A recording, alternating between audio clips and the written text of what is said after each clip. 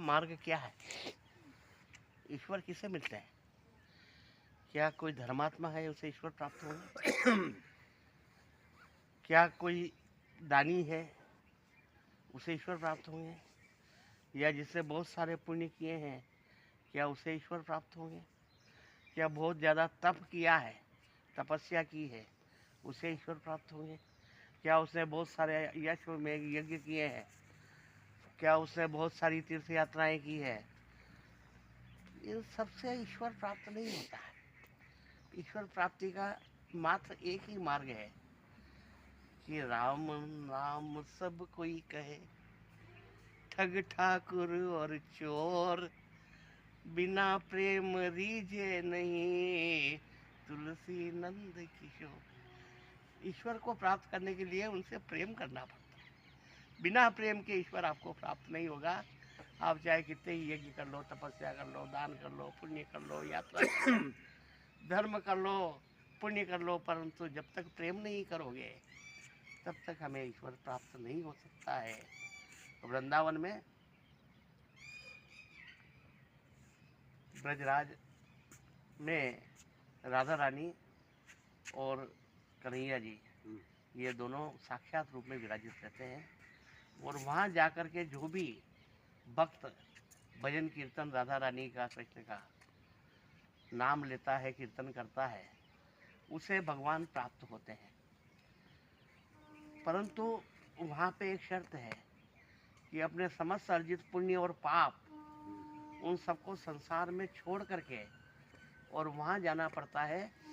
उनकी शरण में सभी धागे, सभी सांसारिकताओं से आपने जो संबंध जोड़ रखे हैं, सभी आपका अर्थ, आपकी संसाधन, भौतिक संपत्तियाँ, जमीन, मकान, गहने, सोना चांदी सब छोड़ करके, सबसे नाता तोड़ करके मात्र एक राधा रानी के शरण में, वृंदावन बिहारी लाल की शरण में प्रेम रख के यदि आप जाओगे तो फिर आपका वहाँ पे प्रेम से प्रभु प्राप्त होंगे। और उनके भरोसे वहाँ जाना है, खाली उनका नाम भजन करना है और संसार से पूरा नाता तोड़ करके जाना है। तो एक व्यक्ति ने वहाँ जाकर के बरसाना में, जहाँ राजधानी है राजा रानी की, वहाँ के पूछा कि मैं यहाँ आकर के भजन करना चाहता हूँ। तो उन्होंने कहा बस यहाँ आ जाओ, तो यहाँ तो राधा रानी और वृंदावन बिहारी लाल जी का राज्य है, यहाँ किसी की कोई कमी नहीं होती है, कुछ भी सभी ज़रूरतें भगवान पूरी करते हैं। खाली सभी संसारिकता को छोड़ करके आ जाओ और प्रभु से प्रेम करो।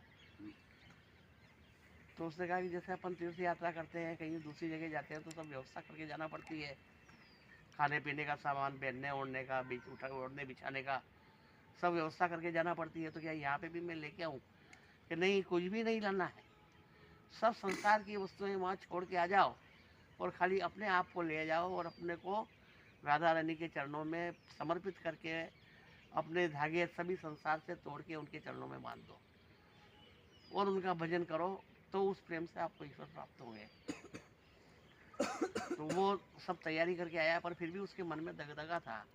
तो उसने सोचा कि ये कभी ब्रजवासी कभी झूठ बोल दे कि राधा रानी तुम्हारी सब व्यवस्था करेगी और तुमको कुछ लाना नहीं है, और कभी मेरे साथ धोखा हो गया तो क्या होगा। तो उसने एक सोने की अंगूठी अंटी में बांध ली और वहाँ चला गया और यमुना जी के किनारे पे बैठ गया, राधे राधे रानी का भजन करने लगा।